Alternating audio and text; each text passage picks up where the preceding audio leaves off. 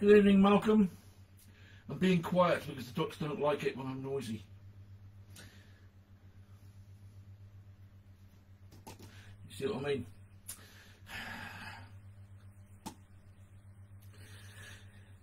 Life being confronted with noisy ducks. Yeah, it's duck action tonight, Mandy. Hi there, mate. How's things? Hope everything's well. The ducks are not happy because I'm making a noise. They don't like it when I speak. They prefer this to be a silent movie for an hour.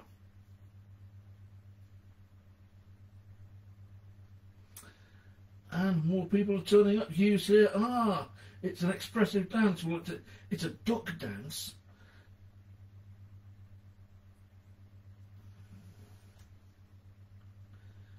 I could carry on like this for an hour, but you'd probably all go away and do something much more productive. So, thanks, ducks. There you go. Let's just park you somewhere quiet where you can all swim away in peace. Right, good evening, everybody who's here already. And I shall start by having a quick sip from today's exciting drinking utensil. It is, in fact, I don't know what it is. A cockatoo, possibly?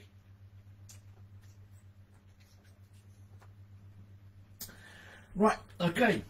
Yes, apologies for the lack of headgear, by the way. It's absolutely steaming hot here in sunny Tranmere. And I tried putting on the hat and I thought that's just going to be soaked with sweat very quickly. More than the sweatband will soak up, I fear. So, for the time being, you get in the useful towel, which soaks up all kinds of things, and I can flap it around like this, keep myself cool. Lovely. Right, okay. Who have we got here? We've got Malcolm, we've got Andy, we've got Hugh, we've got Anne. Ricky! Whoa! He's here. Plenty of sacks. Debbie! Hiya! Emily's here. Wow, I wasn't expecting you till about a quarter of an hour before I finished. Am I taking my meds? No, of course I'm not. Of course I'm not taking meds. Why would I do that? Connie, yes, everyone's wondering about it. Right, okay. In that case, if you're going to be like that, I'll play you a piece of music. So, for tonight's opening theme, given that this is number 9, here's something recorded, it's me adding, rather, to something recorded in 1955 by the great Bob Seger. If I can find it. Yes, there it is. I need to learn to keep these folders open. I'm very bad at this. As usual, if I get quiet, please somebody tell me about it. I've got the microphone turned up quite high. Hopefully you'll all be able to hear it. Let's have a go at tonight's theme tune.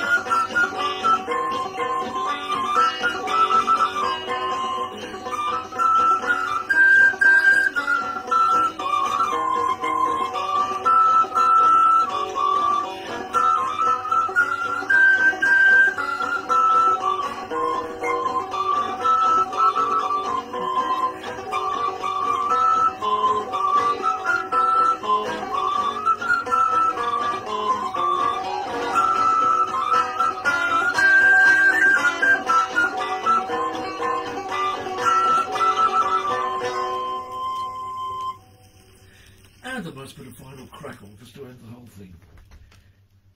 Yep, that was from 1955, or in actual fact it was from about 1828, and it is of course the European national anthem, the Ode to Joy by Beethoven. It's also the big tune from Beethoven's Ninth Symphony, and you might possibly spot a theme here, in some desperation, being quite unable to think of any kind of coherent musical or literary theme. You're going to get a lot of nines turning up, and that was the first of them. Anybody else here? Terry! Good evening, Terry. Good to see you, mate. Hi, Wendy. No Monday blues. Now that you know Mondat blues. Mondat. Is this sort of like a Mondeo and a Datsun, kind of in some appalling sort of like design crash marriage? Oh, to Joy! Yes, absolutely. Who's Joy? Joy lives next door. She wasn't invited, but she's moving house at the moment, so I don't know if she'll turn up. No. You've been recording and house hunting. Loads of things to do, Emily. That's great. You carry on. Don't worry about being here late. I'm sitting here entirely by myself, talking away to a screen, being completely self-indulgent. Right. Quick sip of. It's only Pepsi Max, people. Honestly, really, no alcoholic content. The cockatoo says no alcohol. Yes, there we go. Right, so, this is the loosest of them. Yes, I really haven't got a theme apart from the number 9. I mean, I could talk a bit about what I've been up to the last couple of weeks, which is, I've sort of diverged from the Renaissance a bit, and I've dived back into the later days of the Roman Empire. Specifically, the Historia Augusta, which is a strange collection of lives of the Caesars from the 2nd and 3rd centuries AD, which is really the only coherent piece of writing we have on the subject. The big problem with it is, first, it isn't really a very coherent piece of writing. Second, as lots of scholars have been kind of like working out and debating for the last century, it's now pretty much accepted that the entire thing is a literary hoax, and most of it is fictional, which kind of casts lots of doubts on dozens and dozens, scores and scores of books of Roman history. It's still a very entertaining read, and it's sort of not awfully well written kind of way. And I've been reading a lot of that lately, and other things around it. Hoaxes have been preoccupying me a little bit. But anyway, enough of that. How are we doing here? Right, okay. Well, comments seem to have frozen. You were all absolutely astounded at the fact that I'm talking about ancient Roman history. I can quite understand that. Perhaps it's time for another piece of music. Even though it is only, wow, is it only 9 minutes past 9? This one's going to take quite a long time. And there will be some poetry. And there'll be one or two other things. I do have a couple of things planned. So stick around and I'll find a piece of music and I'll play something interesting for you. What have we got here? Oh my. Okay.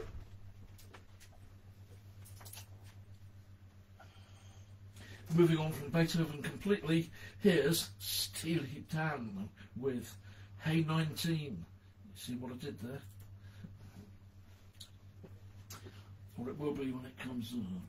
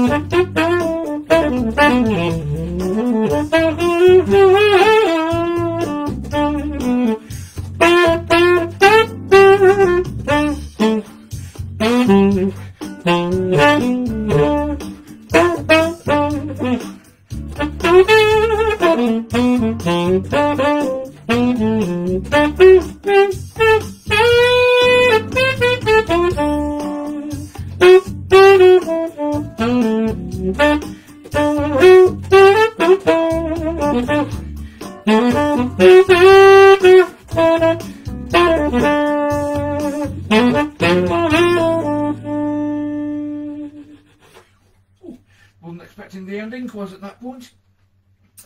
But there it was. That was Steely Dan from absolutely, I would say without any doubt whatsoever, my least favourite Steely Dan album. It's the one that I never listened to, Gaucho, from, is it 1978 or 1979? I'm not quite sure. Anyway, there it was. It's got a 9 in the title, so it was in. Anyone else turned up? Have a quick look at the comments here. It's down a bit. Malcolm, you should have 9 things planned. I should also have done a massive and impenetrable sound collage, but I didn't do that either. Oh well. 19 is 10 to... Yes, I know. It's got a 9, but it's going to get worse than that, Andy. Trust me. Right. Emily, did I just get out of the shower? Well, I got out of the bath about an hour ago. It's, as I explained earlier, it is steaming hot here, and I'm absolutely pouring with sweat. So, right at the moment, a towel over my head feels like a much better idea than wearing a hat. I do have a hat. Got a very nice hat. But that doesn't really work, does it? I don't know. That's in a way, that's not. Yeah, I might have to think about that. Okay, anyway, hopefully I'll get rid of the towel as we go along, things will cool down a bit, and I'll get the hat on instead. But for now, I think we'll just stick with the towel. Right, okay, as we're all here and time is moving on, I'm going to do a bit of reading amidst everything else. I've been, as part of this preoccupation with Roman history that I've been carrying on with, I've gone back and read some of the satires by Decimus Junius Juvenalis, known in English as Juvenal, who was a writer about whom we know absolutely nothing. People think he was born in 55 AD. He possibly died around 127 AD, so it'd have been 72 at that point. That's it. Really nothing else definite is known about him, except that he wrote this book of poetry, which wasn't really given much attention at the time, but somehow it survived. One possible reason suggested why it survived is that it was discovered by Christian copyists in the monasteries, and they took a very quick glance at it and thought, oh, it's a guy who's really being rude about pagan gods. Okay, we'll copy this and we'll keep it and maintain it. Whether that's true or not, actually quite unlikely. But anyway, he wrote satire, he wrote very, very rough satire, but he wrote satire that still makes sense today. So I'm actually going to read the very first of his satires. It'll take a few minutes, and you'll have to ignore lots of references to Roman mythology unless you're up on your Roman mythology, in which case you'll know what he's talking about. But along the way, he creates these great pictures of people being corrupt, people being vicious, people cheating, people lying. Not nice stuff. Of course it's not nice stuff, it's satirical. But a lot of it applies today. It's a bit like reading The Guardian sometimes, only with more savage language. Right, okay, so let's whip this up here, and I'll give you a quick read. Right. Scroll, scroll, scroll. I should have set this up at the beginning of where I wanted it.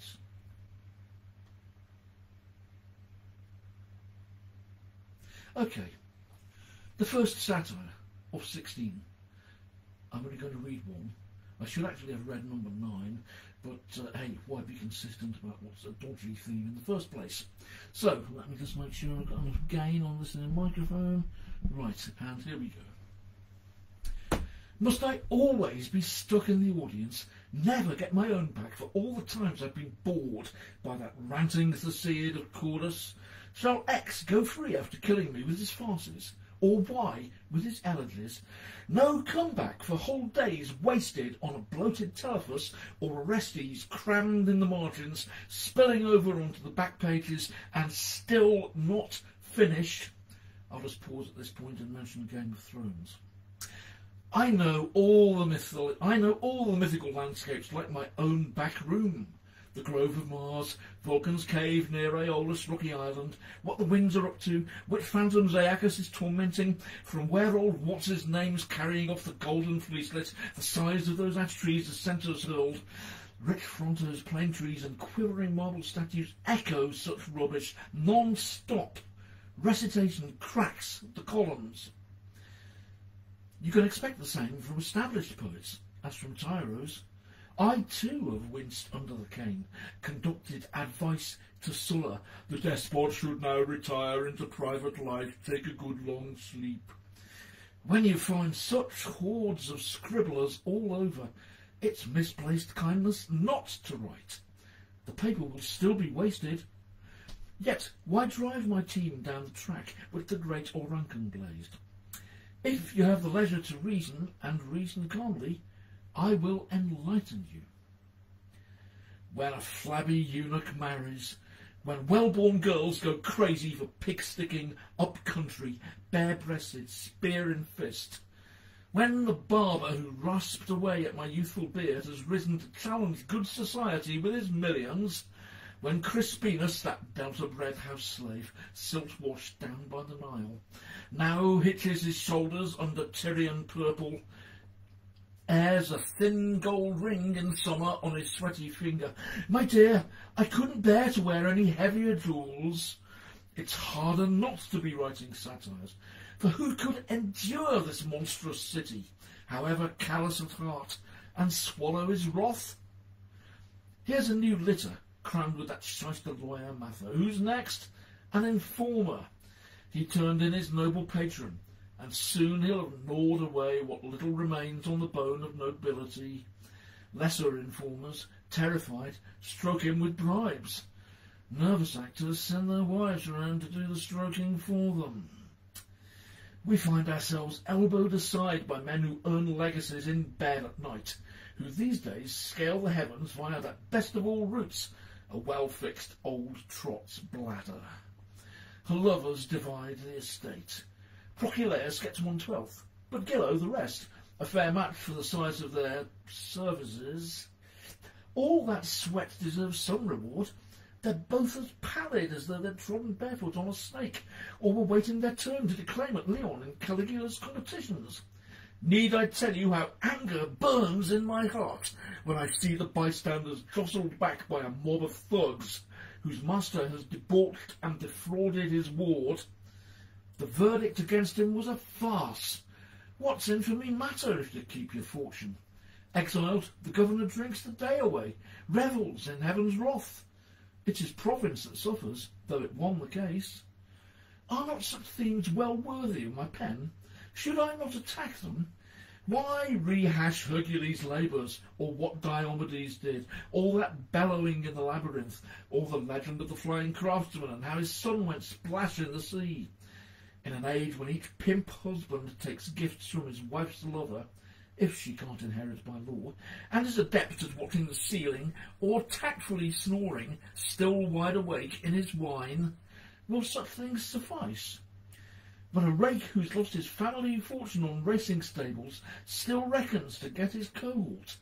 Watch him race down the Flaminian Way like Achilles' charioteer, reins bunched in one hand, showing off his mistress, who stands beside him wrapped in his riding cloak. Don't you want to cram whole notebooks with scribbled invective when you stand at the corner and see some forger carried past, exposed to view on all sides in an all but open litter, on the necks of 6 porters, lounging back with the air of a rich man? A will, a mere scrap of paper, a counterfeit seal, these brought him wealth and honour. Do you see that distinguished lady? She has the perfect dose for her husband. Old wine with a dash of parching toad's blood. Locusta's a child to her. She trains her untutored neighbours to bury their blackened husbands. Ignore the gossip. If you want to be someone today, they're acts that could earn you prison or island exile. Probity's praised and freezes. Gardens, palaces, furniture, those antique silver cups with their prancing goats, crime paid for the lot of them. Who can sleep easy today? Avaricious daughters-in-law and brides are seduced for cash. Schoolboys are adulterers. Though talent be wanting, yet indignation will drive me to verse such as I, or any scribbler, can manage. All human endeavours, men's prayers, fears, angers, pleasures, joys, and pursuits make up the mixed mask of my book.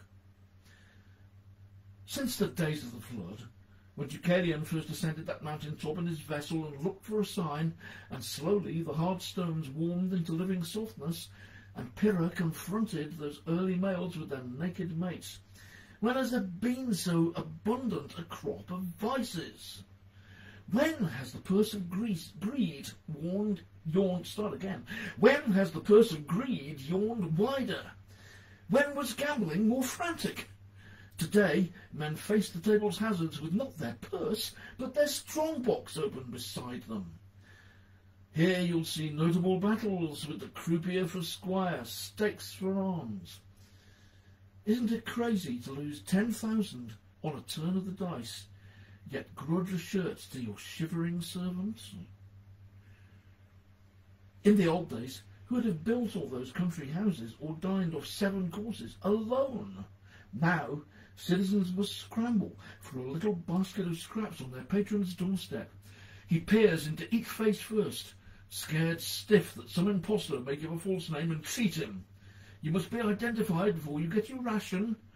The crier has his orders. Even the upper ten must answer his summons. They're scrambling along with the rest. The praetor first, then the tribune, but a freedman blocks their way. I got here first, he argues. Why shouldn't I keep my place? Oh, I know I'm foreign. Look here at my pierced ears. No use denying it. Born out east, on the Euphrates. But my 5 shops bring in 400,000, see? So what's in a purple border?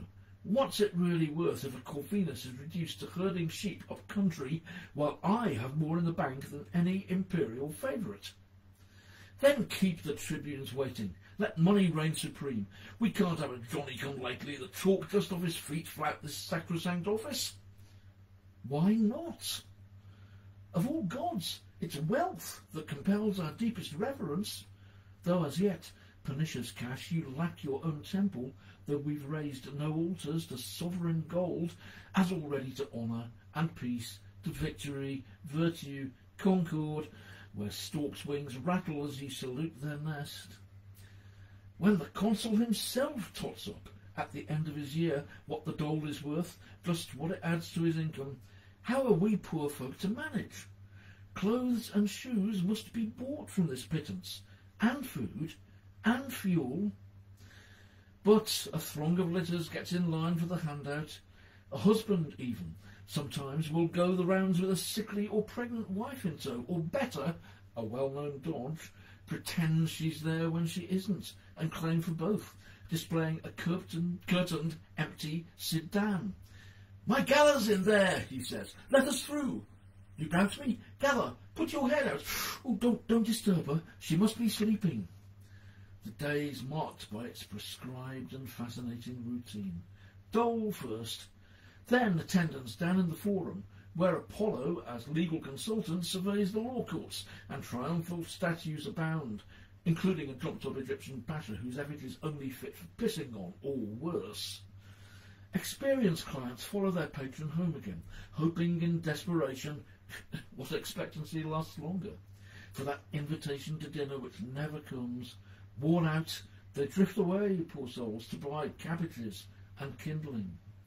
But their lord, meanwhile, will loll alone at his guestless dinner, scoffing the choicest produce of sea and woodland. These fellows will gobble up whole legacies at one sitting, off the finest, the largest, the rarest antique dining tables. Soon there won't be a parasite left. But who could stomach such meanness in gourmands?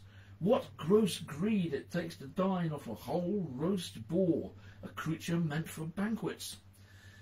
But you'll soon pay a heavy price when you undress and waddle into the bath, still full of undigested game meat. Hence sudden deaths and old age interrupted. The story goes round as the latest dinner table joke, and your funeral procession draws mocking cheers from your friends. To these habits of ours, there's nothing more or worse to be added by posterity. Our grandsons will share our deeds, our longings. Today, every vice has reached its ruinous zenith. So hoist your sails, cram on all canvas. But where, you may wonder, is a talent to match the theme? And where our outspoken ancestral bluntness that wrote at burning passion's behest? Whose name do I dare not utter? Lucilius cried. Who cares whether the noble consul forgive my libel or not? But name an imperial favourite, and you'll blaze a human torch, bound upright, half choked, half grilled, your calcined carcass leaving a broad black trail as it's dragged across the sand. What price the man who's poisoned 3 uncles with belladonna? Is he to ride feather-bedded and look down his nose at us? Yes, and when he approaches, put a finger on your lips, just to say, that's the man, will brand you as an informer. It's safe enough... Start again. It's safe enough to retell how Aeneas fought fierce Turnus, No one's a penny the worse for Achilles' death, or the frantic search for Hylas that time he plunged in after his picture. But when fiery Lucilius rages with Satire's naked sword, his hearers go red. Their conscience freezes with their crimes, their innards sweat in awareness of unacknowledged guilt, hence wrath and tears. So, ponder these things in your mind, before the trumpet sounds. Any later is too late. Me, I'll try my hand on the famous dead, whose ashes repose beside the Latin and the Flaminian ways. Well, let's just see if anybody's left now. Am I fully dressed, Andy? Interesting question. I am in fact fully dressed, apart from my wearing slippers. Have I been herding sheep in the...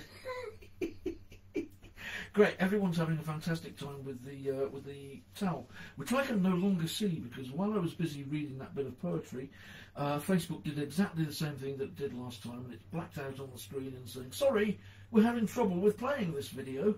Which probably means that I've gone on slightly longer than they want me to.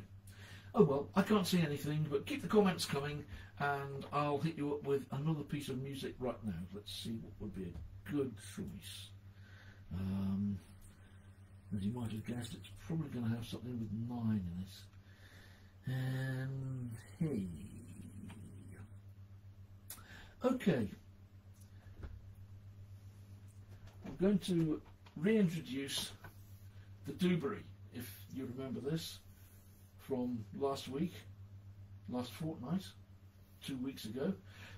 This is the Dewberry. It's a Renaissance windcap instrument made with the help, well, mostly made by the fantastic Malcolm Travis. All I've done really is sort out the reed with a bit of beeswax, which I was waiting for last time I did one of these. The beeswax has now arrived, the reed is all sorted, and it's actually sounding pretty great, I think.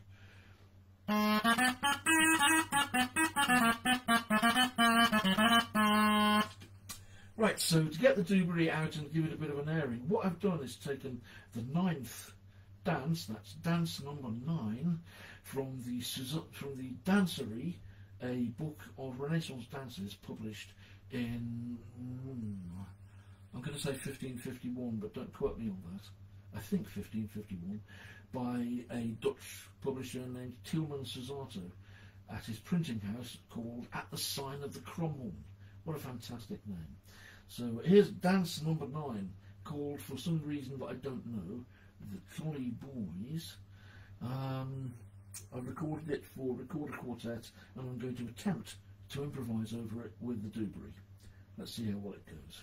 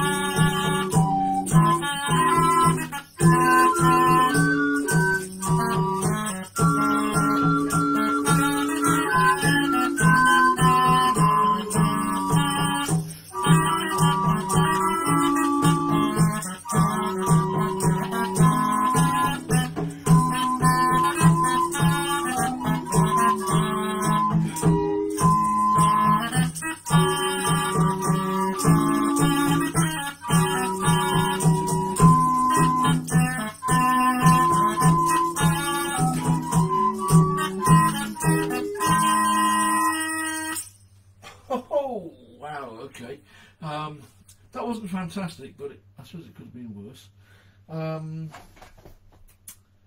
For the music people present, particularly Emily, if she's still around, that was a very interesting piece to do. Ah, Dave's just woken up. Hello, Dave. You've just woken up. Good morning. I can't see you. I can't see me. I can't see anybody. That was a piece by Tilman Susato, played on 4 recorders, a tambourine, a sort of medieval hand drum, and the Dubry sort of dancing away over the top of it. A very interesting piece to actually write out, because Susato, like most Renaissance composers, wrote each melodic line in a different clef, and apart from the bass clef, which is the same as the modern bass clef, an F clef, he didn't use the treble clef. He used 3 different alto clefs, all of them C clefs, so for each line of music the notes are in a different position on the stave, and I actually sat down and worked them out and wrote them out as you would for the modern soprano, alto, tenor, bass. It's kind of historically interesting because we use just the treble clef, 3 treble clefs for soprano, alto, tenor, and the bass clef for bass in modern 4-part writing, and indeed 4-part or more than 4-part writing at any point really after about the late 17th century. Before that, they used all these different clefs for each line, and really the reason there's a shift in the Baroque era towards thinking more in terms of vertical harmony. The harmony in the Renaissance and the Middle Ages more or less arrives from the clashing of melodic lines rather than constructing chords and chord sequences and then placing melodies over the top of them. It's really the difference between what we conceive of as modern music and what we conceive of as early music. Anyway, I really enjoyed that. That was good fun. Nobody's commenting. I suspect that I'm boring everybody to death here. Maybe I should whip the saxophone out again. Let's see. I can see myself on another screen, but I can't see any comments on that screen. Great, so I've now got me on one screen and comments on another screen. So keep the comments coming and I'll kind of like flash between the two. There's Debbie. Thank you, Debbie. I really enjoyed it. So what else have I got? Let's get a bit of pop out. Nice bit of pop music. Find the folder. Do the toweling bit again. Oh, my word. So hot, sweat trickling down my eyes here. For the late arrivals, say hello to the cockatoo. You know, life is nothing without a cockatoo, as some people have been known to say. Me not being one of them. Okay, right, bit of pop music.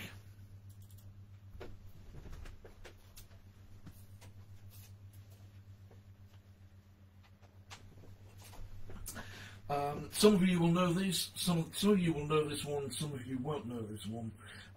No, actually I'll play a different one which I'm sure everybody will know in one form or another. Here we go.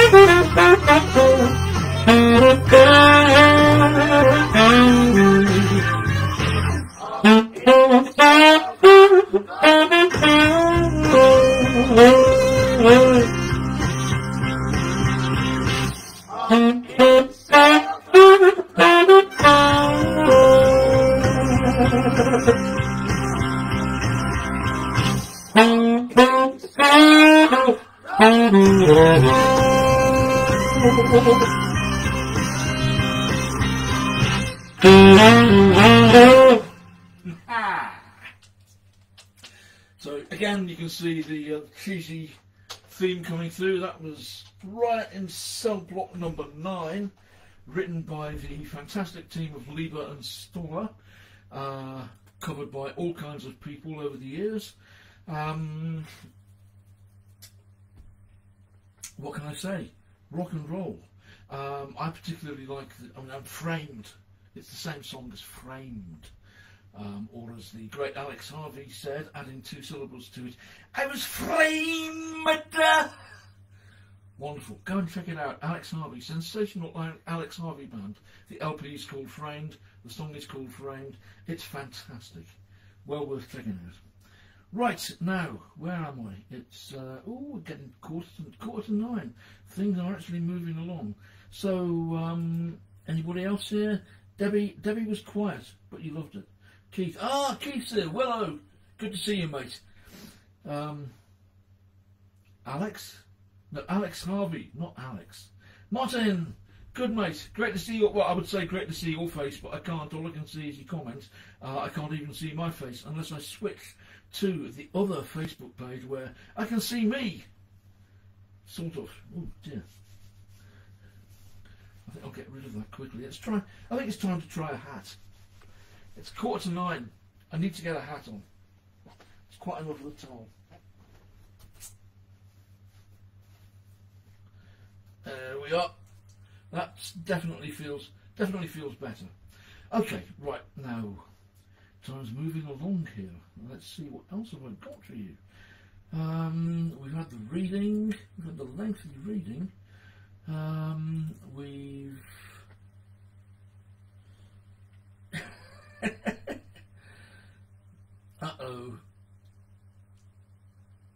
the legs were moving around somewhere underneath the table, I think. Yeah, absolutely. Alex Harvey, you did a Sunday night show on Alex Harvey. Excellent, good stuff. You're working with Chris Glenn right now. I haven't seen him since I saw the revived SAHB. I'm going to say around 1995, playing in the Wheatsheaf in Stoke-on-Trent. Yay, they were just great. They were just great. I mean, what a bunch of musicians. Absolutely marvellous, and nice guys as well. Yay, let's get in here. Let's find my little folder and see what else I've got.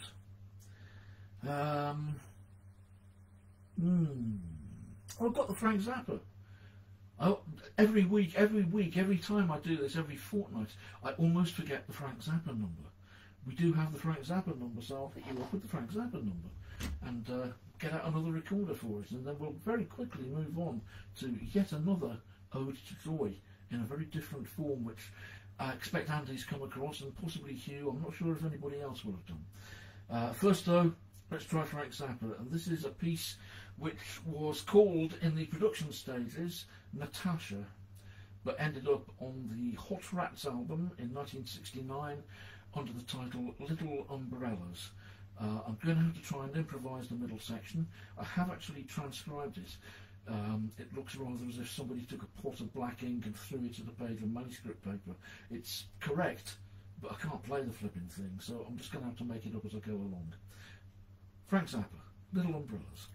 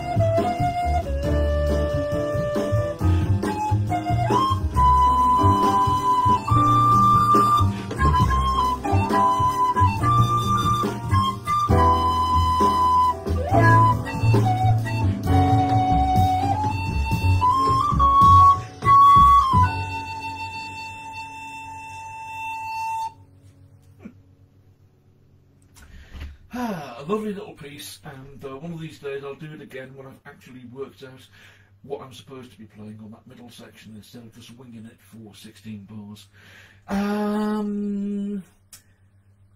If anybody wondered why I suddenly stopped playing towards the end and just sat here holding the recorder for a few measures of music, it's because when the piece was originally released in 1969 on the Hot Rats album, there was nothing played. The rhythm section were left those 4 bars to play by themselves. When Zappa issued the album on CD in 1987, he placed a recorder melody over that section. In fact, he made a lot of changes to the album, and that became the definitive version for 25 years, nearly. Longer than the LP had been current. There'll be lots of people who know that version, the CD version, and think of that as the definitive version. I'm afraid I'm an old guy. I bought the album a long time ago.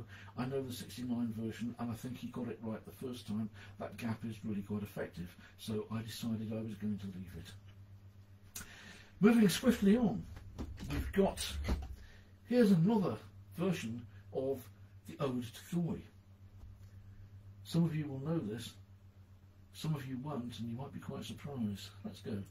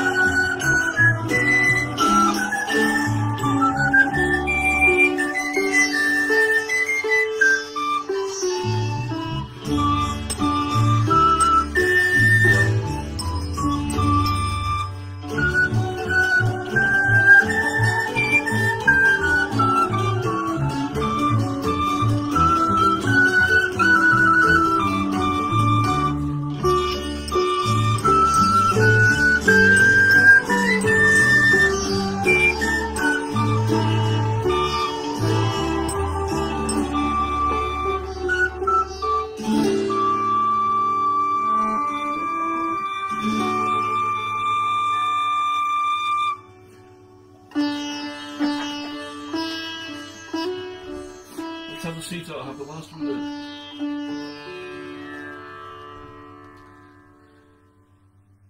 Right, now, as a few of you may be aware, that is a version which claims to have nothing whatsoever to do with Beethoven. It's called Emerald City, and it's on the 1968 Lord Sitar album by Lord Sitar himself, who was in fact Big Jim Sullivan, which may mean something to some of you. Big Jim Sullivan was a session musician. He died about 8 years ago.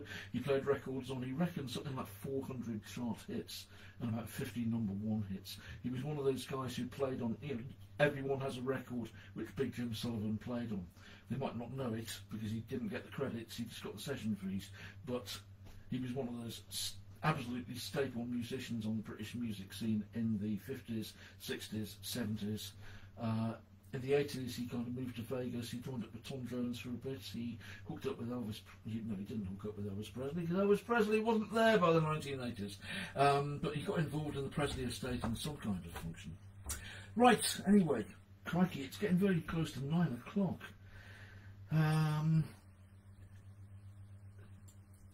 Actually, I have a record player, but it's kerosene powered, Martin. I've got to be on Steam. Right, where are we going? You probably met him, Martin. He was just one of those guys on the scene all over the place. Now, what else have I got that's fun to do here? Still carrying on. Of course, that was carrying on the cheesy theme of the 9th or 9 that I've been pursuing for most of this evening. Oh, I haven't done the masks. Right, let's finish off with, let's moving away from 9 completely. I'm going to have to turn to the other screen here, and, right.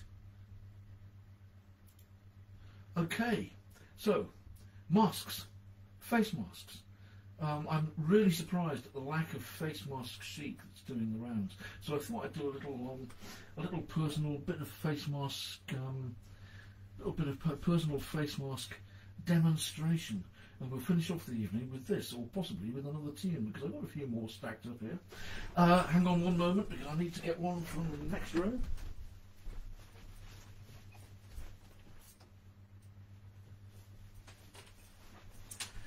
Okay, and I need some suitably cheesy music for this, so I've made a careful selection going through my encyclopedic collection of very cheesy music, and I thought this had to be the one.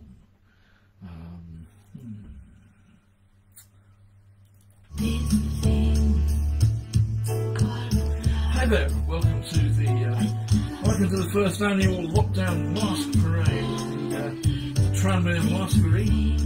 First, coming up first, we have a unique hand-knitted item with special coloured threads at either side. Just get it on to show you how it wraps around here. Wonderful bit of work. There we are, covers the nose, tucks down under the chin. Nice and light. Probably keep you warm in winter if we're still wearing masks by winter. Totally unique. There are no other like it. It's hand-knitted by a friend from an internet pattern. Marvellous piece of work, it's one of my favourites. In fact, I have 2 of these, but using different wools, so I have 2 completely unique masks here. Right, okay, carrying on here. I've also got, basic black, or in actual fact, it's basic navy blue. For those moments when you have to go out and be relatively anonymous while wearing a mask. Here we have one that's strapped there you go, with a little bit of squidgy plastic to go around, put it around, put it the other way, there we are. Wonderful. As you can see, it tends to pull the ears down a bit, perhaps aren't too tight. So the best thing to do is wear a big hat and pull it down. Oh, your ears go. So, as we tease away here at the background, that's the basic black, basic navy blue mask with the built-in straps. I also have 2 other cloth masks here, which I wasn't able to get. The straps didn't work at all, so I had to cut the straps off and add on my own double-threaded sections at either end. So here's the flowery mask.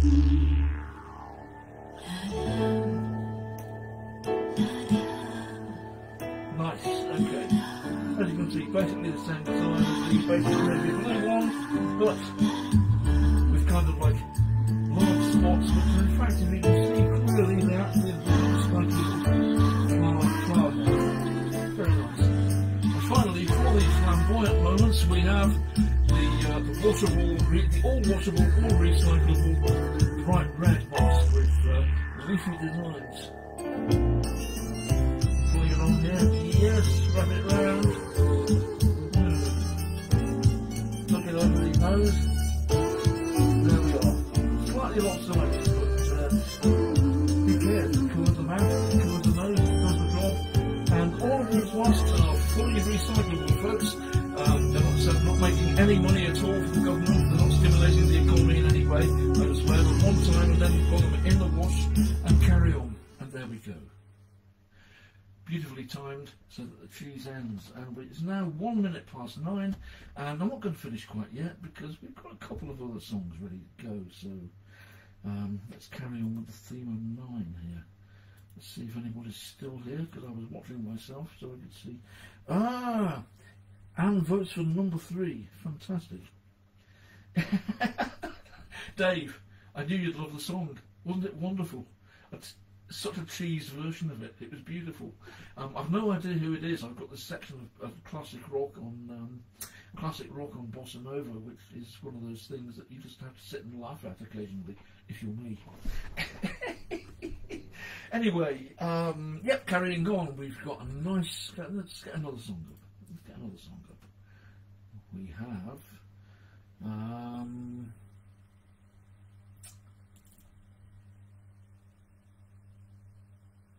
Okay, I'm going to go for this one. It's a short one. I've got another one that I might put on straight after it.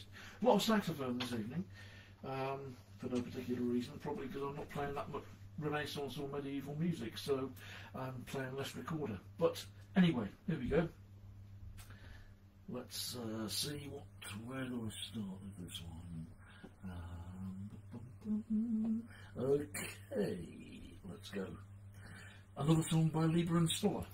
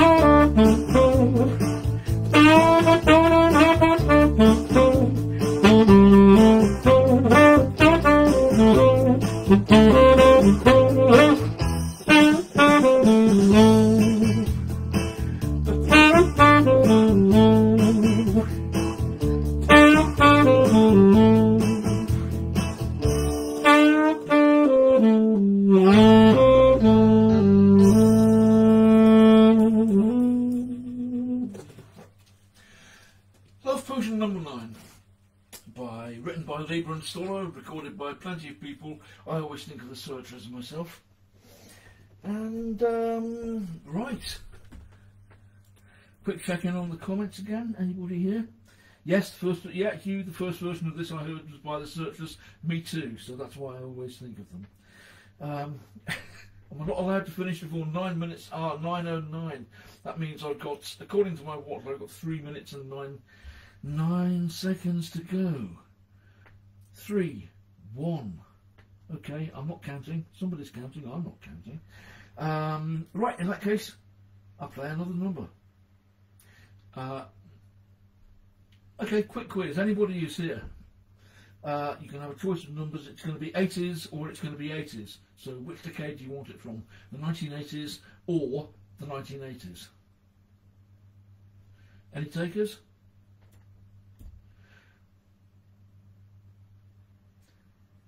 Yeah, I could have done the one after 9:09, but I couldn't find a track for it. Ah, Jason. Okay, right.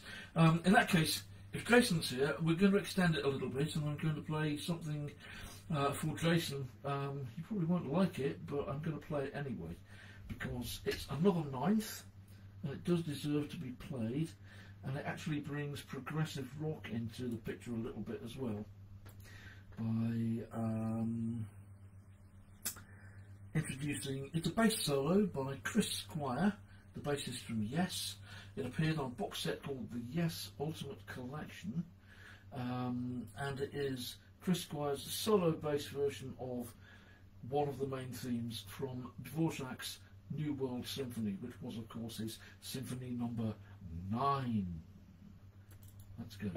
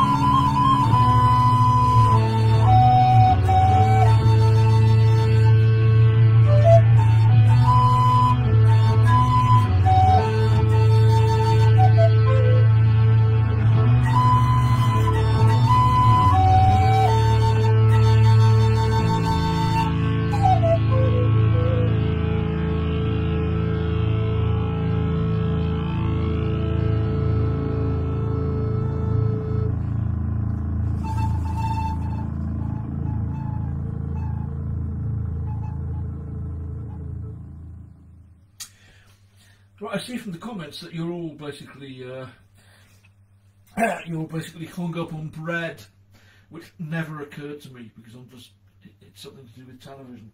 I just went, oh yeah, 9th, that'll do nicely. Dough, as one might say. Right, okay, well we've had cheese, we've just had mosque cheese, we followed that with a bit of bread, and now, whether you like it or not, people, it's back to the saxophone, and possibly bowing out here, even though it's now past 9 minutes past 9. Sorry about that, Malcolm, I've massively overrun. You're going to get something from the 80s. I'm not quite sure what it is yet. Yeah, it's going to be this one. And there might be 2 from the 80s, who knows? Let's give it a go.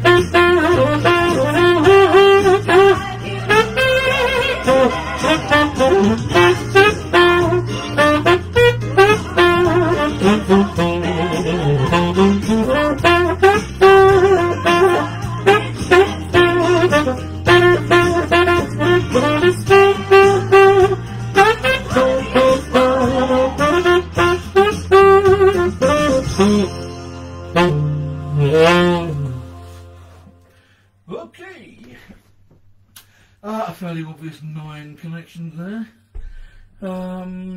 Right, okay. Yep, why is your shoulder making funky movements, Jason? I hate to think. Possibly too much watching the screen. Right, okay, Malcolm's letting me off because I didn't finish before 9:09:09, so it's now 9:14. Yes, definitely, I think, yeah. Dolly Parton or sax? I go with sax, Andy. I think you're absolutely right on that. Quite a nice bit of fun to play. And still, Facebook is telling me, sorry, we're having trouble with playing this video, but I can see the comments. Rocking pneumonia, boogie woogie flu. Right, okay, I'm going to carry straight on here with another moment from the 80s, which is kind of cheating because it isn't specifically 9, but it's got a lot of 9s in it, and if you haven't figured it out by now, then 9 to you. Right, see you next time, Emily. Off you go, and off I go. Oh.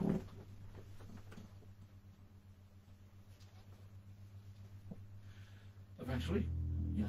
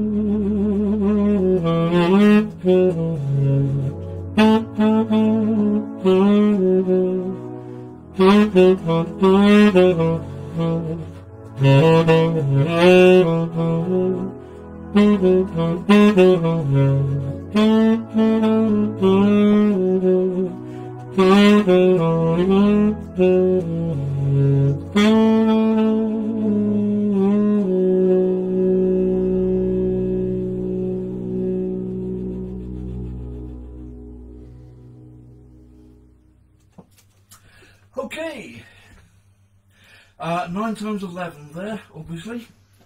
99 red balloons. Okay, fine. Malcolm's worked it out.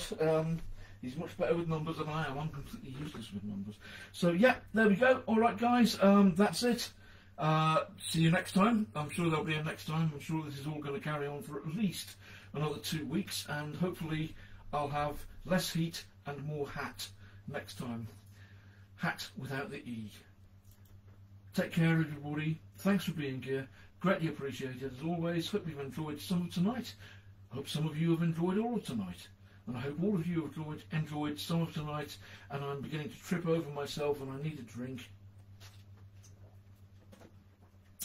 And that's it. Take lots of care everybody. Lots of love. See you soon. Cheers guys.